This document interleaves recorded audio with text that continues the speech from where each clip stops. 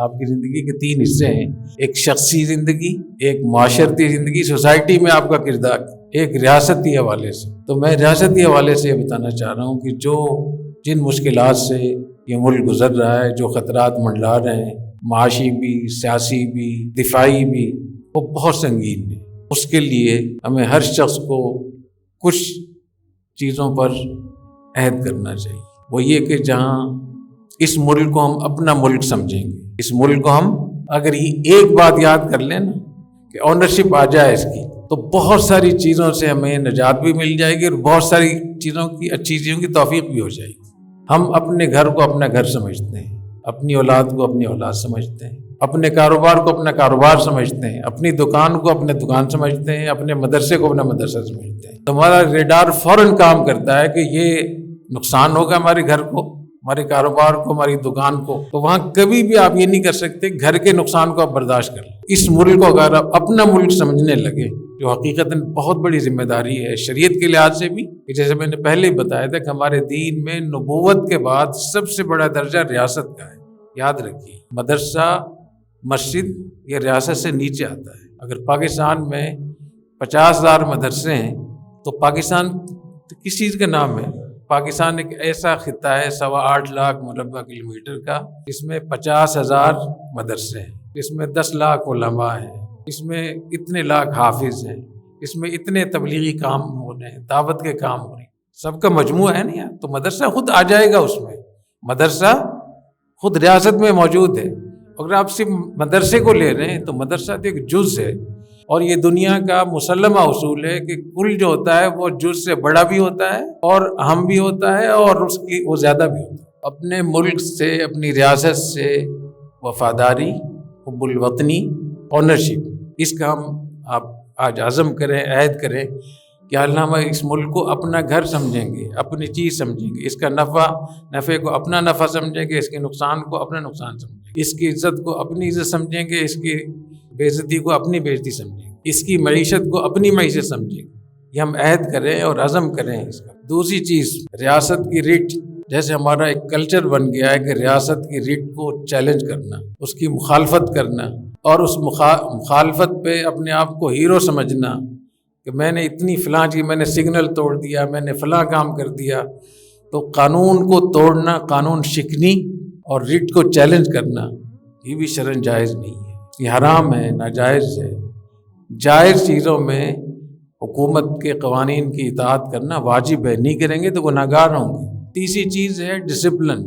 جو بدنظمی، بد انتظامی ہمارے ملک میں ہے، بدنظمی بالعموم مدرسوں میں، اسکولوں میں، کالجوں میں، یونیورسٹیوں میں، سرکاری اداروں میں، عام معاشرے میں چلے جائیں، اس بدنظمی اور بد انتظامی کی وجہ سے بہت ہمیں نقصان ہو رہا ہے۔ یہ بھی ایسی چیز ہے کہ اگر ہم ڈسپلن ہمارے اندر آ جائے تو اس پر بھی ایک ریسرچ موجود ہے کہ اگر ہمارے معاشرے میں ڈسپلن اگر آ جائے تو 70% گناہوں سے، جو اجتماعی ہم گناہ کرتے ہیں، ان سے ہم بچ سکتے ہیں۔ 70%۔ تو ایک ایسا دین جس میں اتنی زیادہ صفائی ستھرائی، اتنے زیادہ نظم و ضبط، اتنی ڈسپلن، اس کے جو لوگ ہیں وہ ایسے جانوروں کی زندگی گزار رہے ہیں، اس کے نام لینے والے، کوئی پتہ نہیں ہے، نہ وقت کی پابندی ہے، نہ صفائی ستھرائی ہے، نہ گھر صاف ہے، نہ گھر کا سامنے والا بیت الخلاء صاف نہیں ہے، کچن صاف نہیں ہے، مہمان خان صاف نہیں ہے، پورا ایک گند بلا پورا اکٹھا کر کے ہم نے دین کے نام پہ کر دیا۔ تو یہ جو ڈسپلن کی بات ہے، یہ ہمیں اس ڈسپلن کا اہتمام کرنا چاہیے اور بد نظمی، بد انتظامی سے ہمیں توبہ کرنی چاہیے۔ چوتھی چیز، دیانت داری، دیانت امانت۔ دیانت امانت میں ہم کہاں کھڑے ہیں؟ ہمارے پاس جو مدرسے کی کتابیں ہیں، یہ آپ کے پاس امانت ہے، ان کی حفاظت کر رہے ہیں؟ جو سامان ہے آپ کے پاس، جو آپ کہیں ملازمت پہ جاتے ہیں، جو بھی آپ کی ذمہ داری امانت ہے، کیا اس امانت کو آپ صحیح طریقے سے ادا کر رہے ہیں؟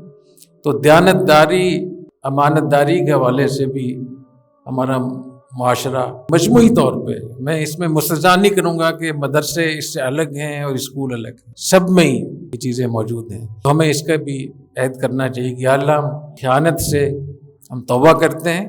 اب تک جو کچھ ہم سے خیانت ہوئی ہے، جہاں ہم نے کسی کا وقت ضائع کیا ہے، کسی کو اور کوئی چیزیں ہم سے ہوئی ہیں، یا اللہ ہمیں معاف فرما، اور آپ سے عہد کرتے ہیں کہ آئندہ سال ہم دیانت داری کا، امانت داری کا اہتمام کریں گے۔ عہد کرتے ہیں نا اس کا۔ پانچویں چیز ہے خدمت، کہ ہم دوسروں کو دینا سیکھیں، لینا نہ سیکھیں۔ لینے کی ہمارے دین میں کوئی فضیلت کہیں بھی نہیں ہے کہ جو اتنے پیسے کسی سے مانگے گا اس کو یہ فضیلت ملے گی۔ قرض لینے کی فضیلت نہیں ہے، دینے کی فضیلت تو ہے۔